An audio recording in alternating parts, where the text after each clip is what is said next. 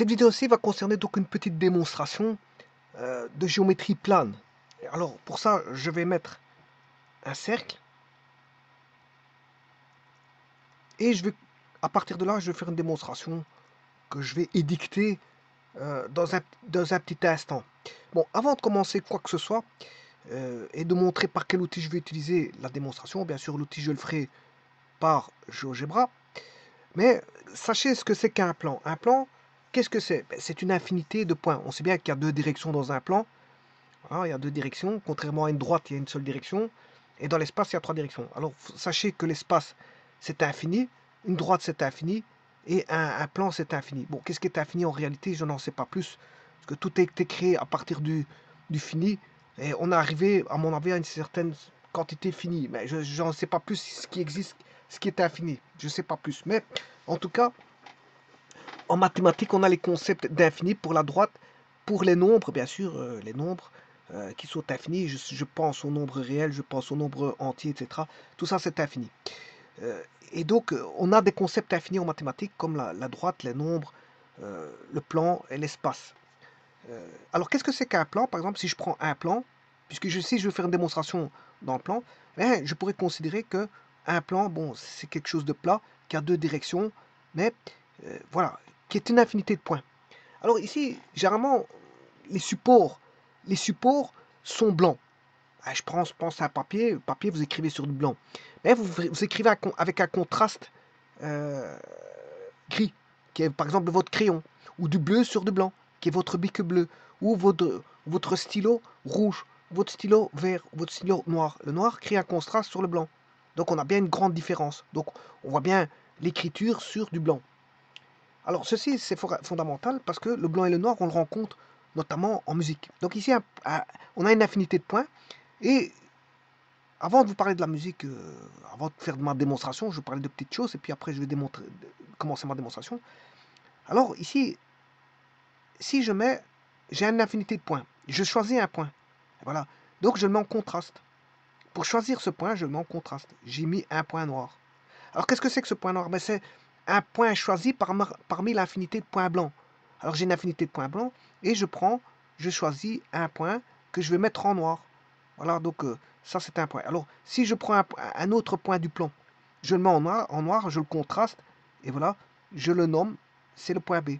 Et entre les deux points, comme ils sont situés dans un plan, quand vous prenez deux points différents, ben, ils sont situés à des distances différentes. Et donc là, on va avoir une distance euclidienne entre ces deux points qu'on sait calculer en géométrie. Donc, vous voyez, qu'est-ce que c'est qu'un point? Ben, c'est ce que vous choisissez, c'est une base unitaire euh, que vous choisissez dans un plan. Parce que dans un point constitué de points, vous en prenez un que vous mettez en contraste noir. C'est juste ça. Alors bien sûr, après, vous pouvez définir la droite, la demi-droite, vous pouvez définir le cercle, qui sont des lieux de points qu'on va contraster. Alors en musique, on retrouve ça, notamment avec le piano, on a les touches noires et blanches. Alors avant, les touches blanches étaient noires et les touches noires étaient blanches. Bon, ça a changé depuis.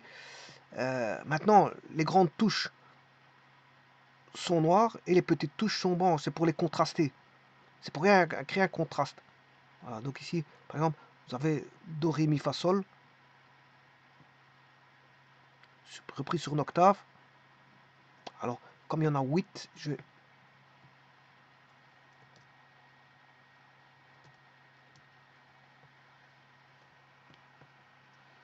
vais montrer par exemple un contraste noir-blanc. C'est au piano.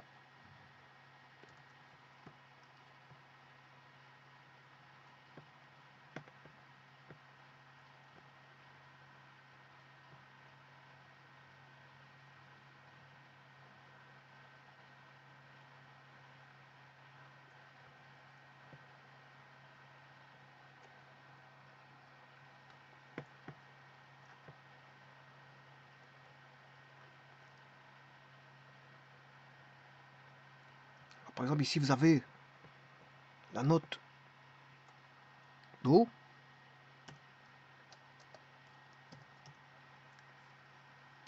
Ré, Mi, Fa,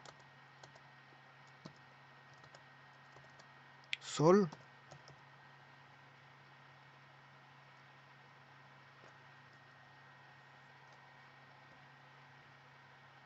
attention que le sol, celui-là,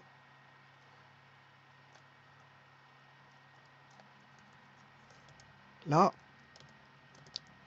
si et do. Voilà, on a une octave ici.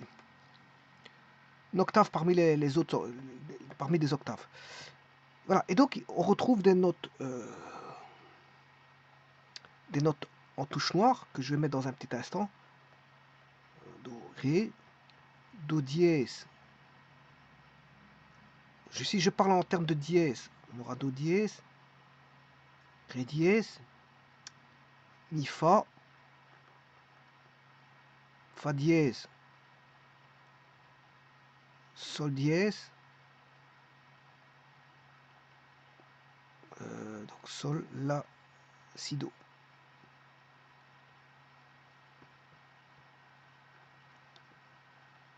Alors ici je peux mettre un la dièse. Et donc on a les touches en noir qui vont contraster.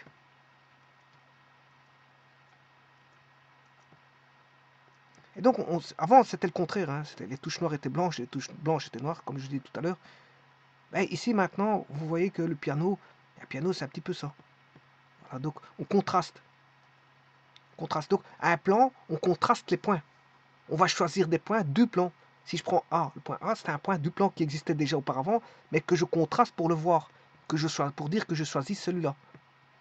Donc c'est une norme. Le choisir, c'est mettre un point noir ou un point gris qui est du crayon. C'est du crayon. On dit qu'on choisit ce point-là. Alors, si vous mettez un repère, bien sûr, il aura une position. Et chaque point est positionné à un endroit bien précis. Deux points différents ont des situations différentes et donc des distances différentes. Alors, je vous ai pris l'exemple du piano, je pourrais vous reprendre l'exemple de la musique. Hein. On retrouve des noirs et des blanches pour les contraster. Encore une fois. Alors, là, on a une note noire et là, on a une note blanche. La différence, ben, c'est que ça contraste. Une noire contraste une blanche. Et on les distingue par celui-ci voudra un temps, alors que l'autre va durera 2 temps.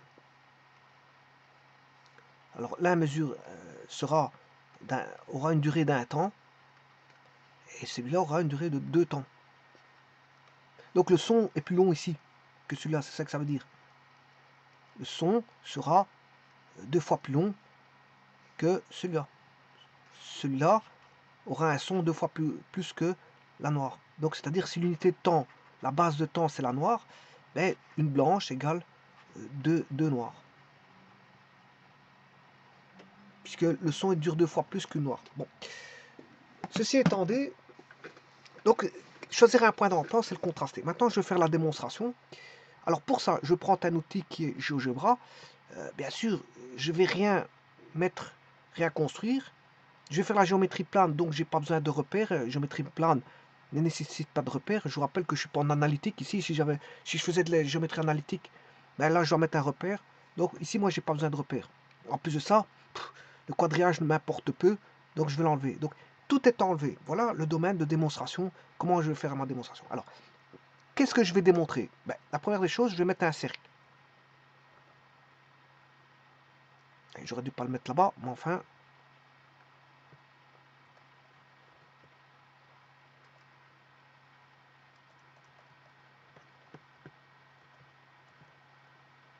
Allez, je vais remettre ici. Alors, je vais créer un rayon. Il a bougé, je m'excuse, je vais te le revenir. Je vais lui mettre un rayon. Un rayon, c'était juste un segment. Alors, je rappelle que le segment, c'est une infinité de points qui va parcourir tous les points alignés de A à B. Mais ça commence en A, ça s'arrête en B. Et ça, c'est un segment. Donc, je contraste les points du plan pour les voir. Alors, le cercle, qu'est-ce que c'est aussi? Le cercle est dénommé C. Tout a un nom. Ben, bien sûr, tout a un nom. Le cercle, il s'appelle C. Le petit point de départ s'appelle grand A. Voilà. D'ailleurs, celui-ci, je vais le changer. Renommer. Je vais l'appeler, comme c'est un centre de cercle, je vais l'appeler O. OB. Alors, j'ai le point OB. j'ai le segment OB, je m'excuse, j'ai le segment OB, j'ai le cercle C, donc il faut tout nommer. Et on a un segment, il commence d'un point O, tous les points sont alignés par la suite, il s'arrête en B. Donc on ne sait pas mesurer une droite parce que c'est infini, on ne sait pas mesurer un plan parce que c'est infini, on ne sait pas mesurer un espace parce que c'est infini, c'est des concepts mathématiques qui sont infinis. Par contre, on sait mesurer la mesure d'un segment qui se mesure en unité de longueur. On sait mesurer voilà, une quantité de points qui vont de O jusqu'à AB, qui sont mesurés en unité de longueur, qui est soit le centimètre, le millimètre, le décimètre, le mètre, ça dépend le milieu où vous êtes. Par exemple, si vous faites du manuel, du travail en manuel, les unités de surface, je vous rappelle que le plan est infini, mais on sait prendre une portion de surface qu'on appelle une portion d'air. Enfin, je m'excuse, je me suis mal exprimé. Le plan est infini, on peut prendre une portion de plan qu'on appelle une surface ou une aire, qu'on calcule en centimètres carrés, en millimètres carrés, en décimètres carrés. Maintenant, le volume, on peut prendre une portion de volume, qui est le mètre cube, centimètre cube, décimètre cube. Bon, en bâtiment, par exemple, ils utilisent souvent le mètre carré. Quand on fait du plafonnage, mais les surfaces sont mesurées en mètres carrés. Quand on fait du carrelage, les surfaces sont mesurées en mètres carrés. Quand on fait un toit, les tuiles à mètres, etc., sont mesurées en mètres carrés. Voilà. Donc, en général, la surface d'un terrain est mesurée en art. Oui, c'est une unité un peu d'agriculture. Mais en fait, art, hectare, centière sont des unités agricoles, mais on peut mesurer en mètres carrés. En mètres carrés. Voilà. Alors, un pays, ça se mesure en kilomètres carrés. Bon, en kilomètres carrés. Alors, ceci étant dit, je rappelle que les unités de surface sont fondamentales pour les corps de métier. Hein. Bon, mettre des corniches, c'est des longueurs, hein, c'est des mètres. Des câbles d'électricité, c'est en longueur, une unité de longueur. Donc, vous voyez que parfois on utilise des unités de surface, parfois les unités de longueur, et parfois les unités de volume. Bon, ceci étant dit, par exemple, si un carreleur veut faire un carrelage, il doit savoir combien de mètres carrés qu'il doit faire. À partir de là, il sait bien qu'il devra... Voilà, il sait bien qu'il faudra autant de temps pour faire 1 mètre carré. Donc s'il a 10 mètres carrés, ben, c'est autant de temps fois 10. Voilà, il peut savoir combien de temps il va rester pour faire ce travail. De deux, il peut acheter la quantité de mortier, euh, ou la quantité voilà, de colle adaptée pour le carrelage, etc., ou de ciment ou de sable, pour faire la chape, pour faire le collage du carrelage sur la chape, etc. Il peut quantifier tout ça parce qu'il sait bien combien de mètres carrés qu'il a. Et donc il saura combien d'heures qu'il peut travailler, quelle est la quantité de marchandises qu'il lui faut, combien de carrelage qu'il lui faut pour faire autant de mètres carrés, combien de quantité de sable, combien de quantité de mortier, combien de quantité de colle, etc. etc. Bon. Donc il sait déterminer combien de temps il lui faudra. Bon, maintenant il y a toujours des dépassements. Parfois il peut terminer beaucoup plus vite s'il n'y a aucun problème. Parfois il peut terminer beaucoup plus longuement parce il est sur des problèmes. Voilà, en phase de sur un chantier, il y a toujours tout ne va pas comme, je veux dire, sur des roulettes comme on le pense. Il y a toujours des inconvénients, des aléas, des ouvriers qui tombent voilà, malades. Bon, ça ralentit le travail. Il y a de la marchandise qui n'arrive pas à temps. Bon, il y a tous les aléas voilà, qui interviennent quand il y a un chantier à établir, à établir, à réaliser. Quand un chantier est en réalisation, qu'est-ce qui se passe? Ben, il y a bon, des défaillances et des paramètres qui rentrent en jeu, qui font qu'on a toujours des ralentissements, voire des pertes dans le travail. Et tout ne se fait pas suivant ce qui a été préétabli, c'est-à-dire projeté. Alors quand tout se passe bien comme sur des roulettes, ben, tout va bien, on est dans le meilleur des mondes, mais quand ça se passe pas bien, ben, il y a des ralentissements, il y a des frais supplémentaires. Bon, ceci étant dit, euh, on a ici un cercle qui est tracé en contraste sur le plan, donc j'ai choisi des points. Alors qu'est-ce que c'est qu'un cercle? C'est le lieu des points qui sont situés à égale distance d'un point fixe qu'on appelle le centre. Donc tous les points du cercle sont contrastés, mis en noir, par rapport au point blanc du plan. Ils sont mis en point noir pour dire qu'on va prendre ce lieu, celui-là, c'est-à-dire c'est les lieux spécifiques qui sont à égale distance. Tous ces points sont à égale distance d'un point fixe qu'on appelle le centre. Donc voilà. Et cette distance s'appelle le rayon, bien sûr. Voilà. Alors maintenant, si je prends une médiatrice, je prends une médiatrice à ça.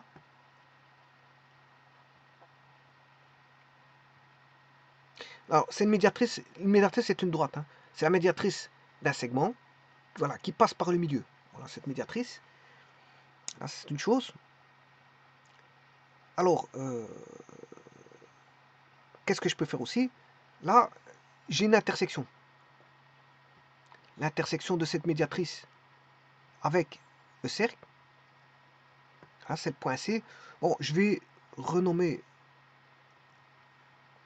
je vais l'appeler A, puisque à mon avis, je crois que je l'ai déjà, le A. Bon, on va voir.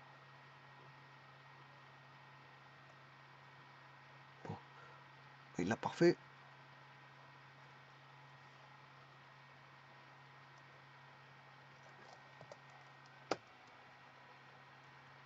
Voilà. Et là, je vais créer le segment, de nouveau, un segment OA.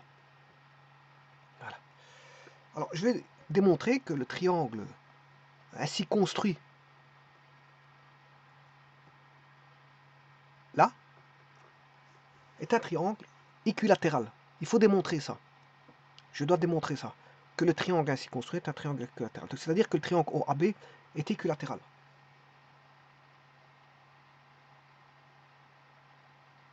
Bon, alors pour ça, cette fois-ci, je vais réduire parce que je vais mettre du texte. Et je vais reculer sur le côté. Alors, qu'est-ce que je peux dire de OA et OB? OA égale OB.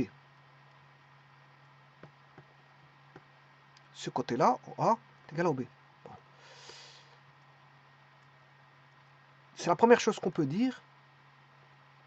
Mais ici, ça va pas être d'une utilité. Il faut que ce que je dise ait une utilité, parce que s'il n'y a pas d'utilité dans ce que je raconte, bah, c'est ajouter à la poubelle. Dans les démonstrations, on peut mettre, voilà, il y a beaucoup de choses qu'on peut observer, mais tout ce qu'on observe n'est pas forcément utilisé. Hein. Le problème dans les démonstrations, c'est qu'il faut aller rechercher ce qui va être utilisé, parce que si c'est pour mettre des choses qu'on ne va pas utiliser, c'est pas intéressant. C'est pas intéressant. C'est là, mais on peut mettre à la poubelle parce qu'on n'a pas utilisé. Alors, ce que je veux dire ici, oui, je vais dire, bon, je vais quand même le mettre. Je vais quand même mettre des choses que je ne vais pas utiliser. Bon, je dirais que la distance, alors distance, ça s'écrit comme ceci, OA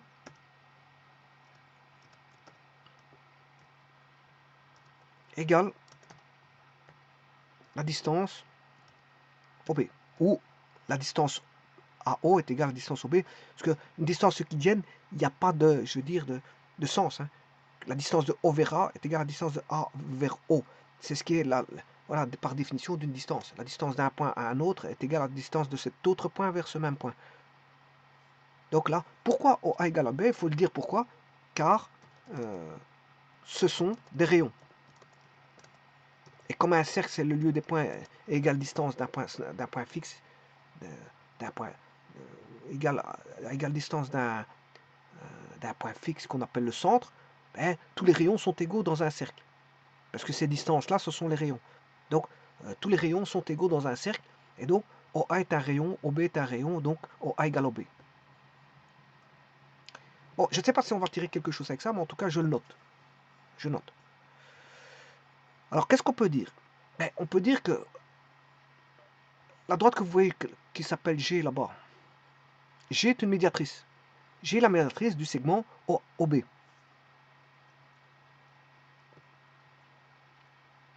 G,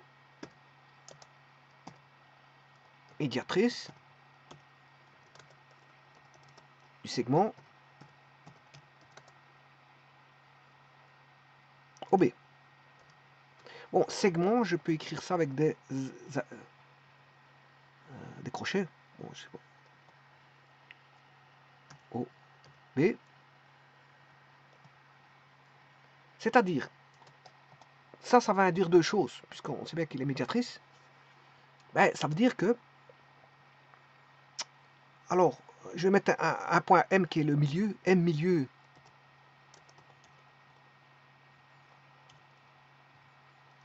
Parce qu'une médiatrice, par définition, elle passe par le milieu du segment et est perpendiculaire au segment. Donc, M est milieu de OB, du segment OB, et M est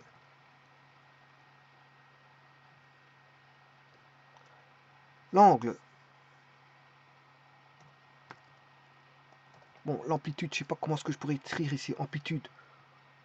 Non, ici je sais pas le faire ici, bon donc je vais marquer amplitude de l'angle.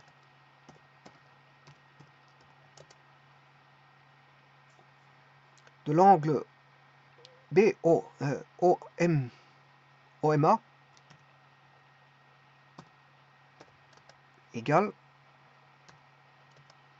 l'amplitude de l'angle OMA BMA égale un droit. Un droit, c'est 90 degrés.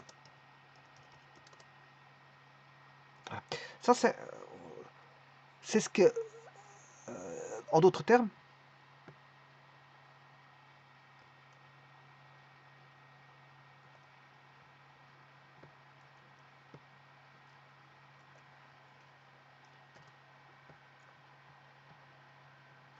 alors amplitude, je peux l'écrire, je voulais l'écrire comme ça, mais ça pose un peu trop de pause. Pour avoir l'accent circonflexe. Bon, je vais le faire ici. Je peux mettre un accent circonflexe. Hein, bon. Normalement, l'amplitude de l'angle OMA, c'est OMA.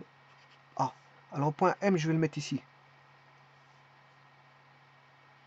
OMA égale, bien sûr, amplitude au BMA. Donc, ce qui vient d'être dit, c'est que OM, M est milieu, donc OM égale MB. Mais en plus de ça, j'ai un angle droit ici, et j'ai un angle droit là. Voilà. Donc, c'est ce que je suis en train d'écrire. OMA égale BMA égale un droit. Un droit, c'est 90 degrés.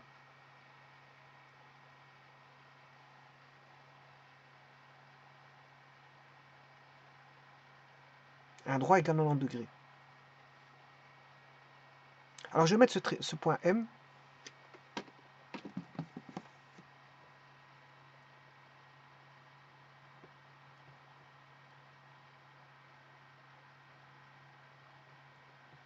Que je vais appeler M.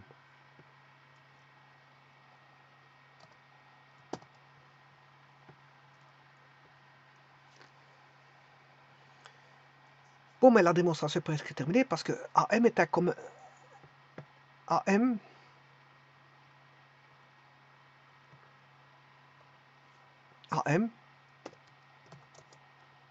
est un côté commun au triangle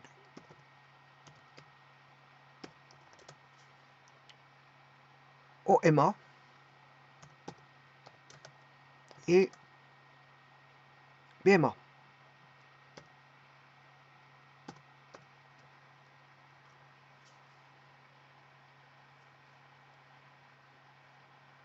Alors, ce que je peux dire aussi, c'est que, eh bien, on a un cas d'isométrie. Parce que on a OM, on a deux côtés identiques, deux côtés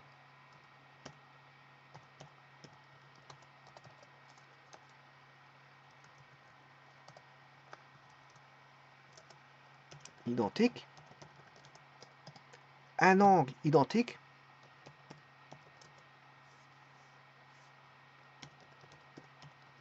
donc on a un cas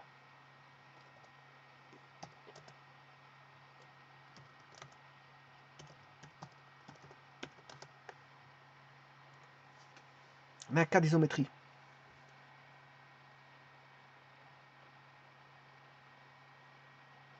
Deux côtés identiques et un angle identique. Ça veut dire que, en d'autres termes, le triangle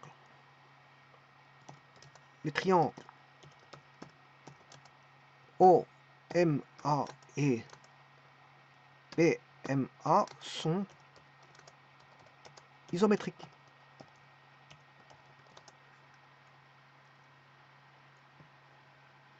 Si, ouais, attention qu'ici j'ai fait une petite erreur.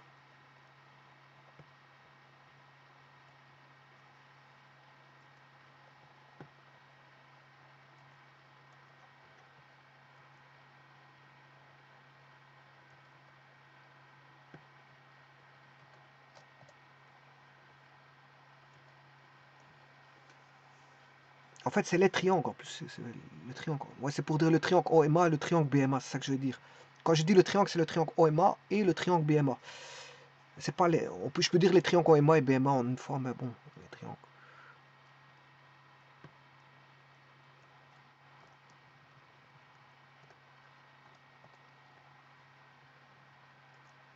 Alors, qu'est-ce que ça va induire cette isométrie? Ça va induire que OA, OA égale OB. OA égale AB, je m'excuse. On en déduit que OA égale AB.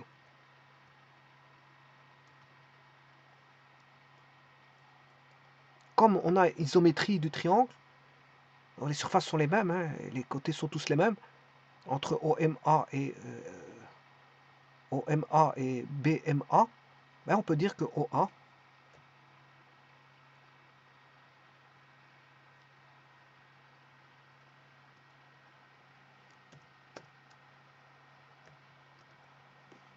égale à AB.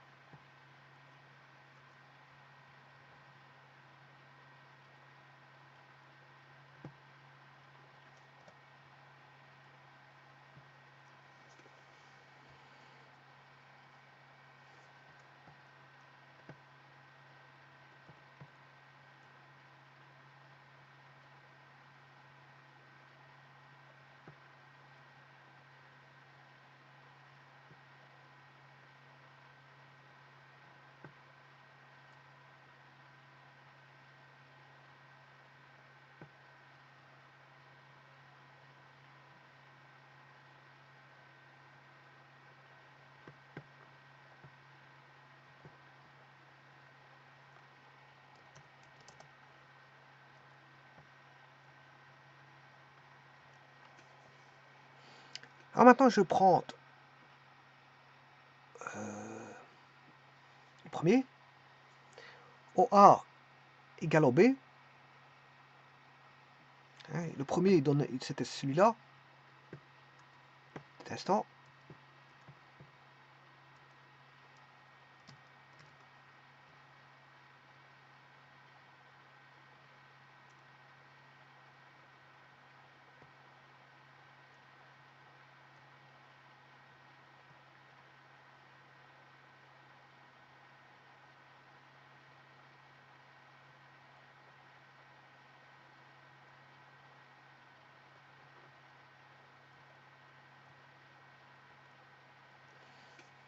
Donc, je disais, comme on a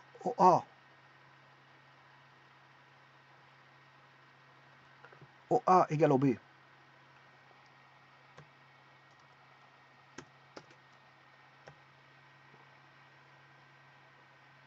OA égale OB et OA égale AB.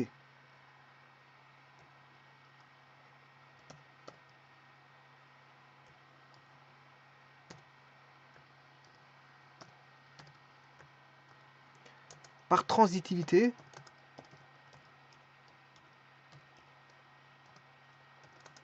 donc OA égale OB, puisque c'est un rayon, OA égale AB, donc qu'est-ce qu'on peut dire? Mais que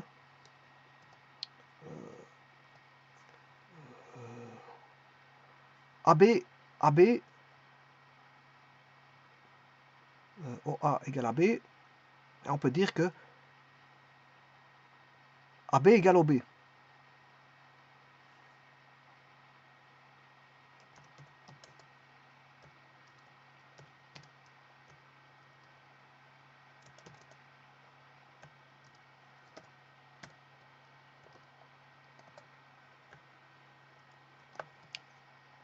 Finalement,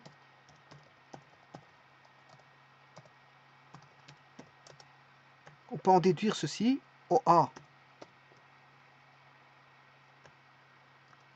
égale AB. Alors je vous rappelle que dans un triangle équilatéral, les angles sont constants, hein, c'est toujours 60 degrés. Ce qui change, c'est les côtés. Et les côtés sont les mêmes. Hein. Mais les angles sont toujours 60 degrés, toujours, toujours, toujours. Donc OA égale AB égale OB.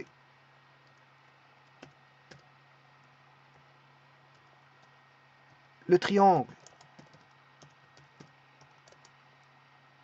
OAB possède les mêmes mesures, donc est équilatéral. Trois côtés identiques.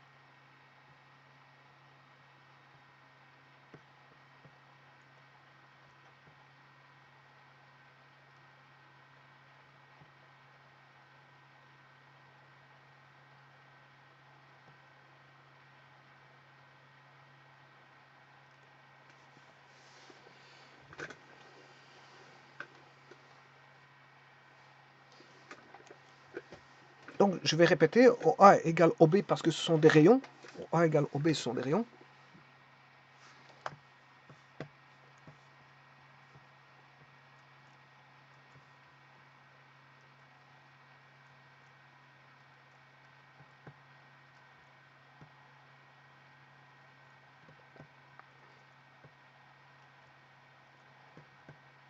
Le cercle voici.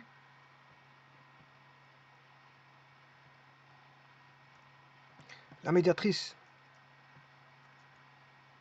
Voilà.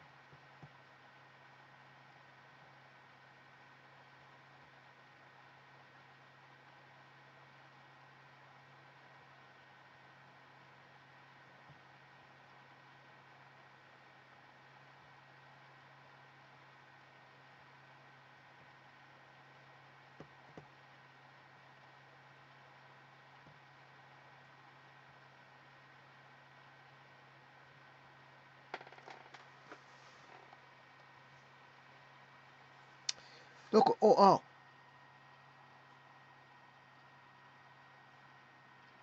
et OB.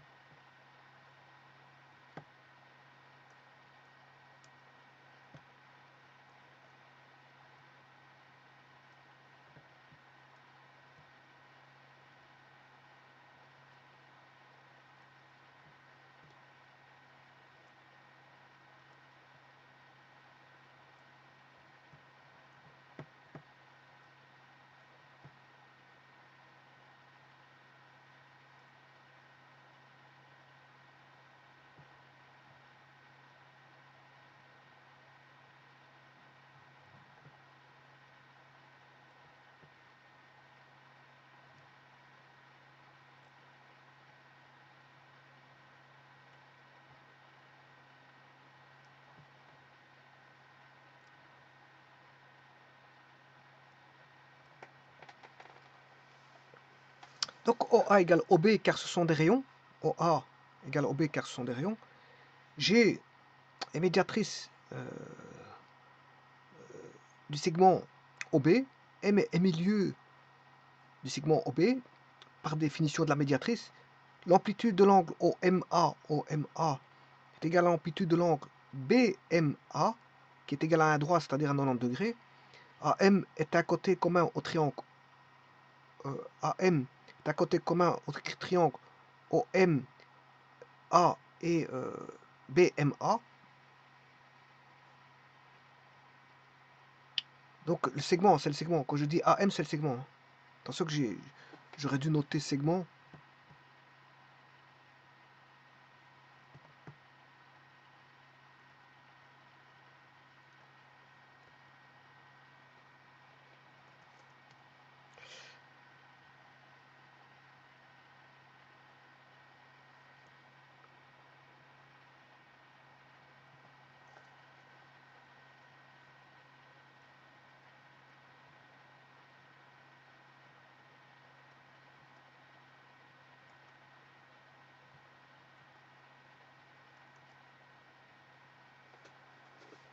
Le segment AM est un côté commun au triangle OMA et BMA. Il a deux côtés identiques. Deux côtés identiques. Un angle identique, c'est un cas d'isométrie.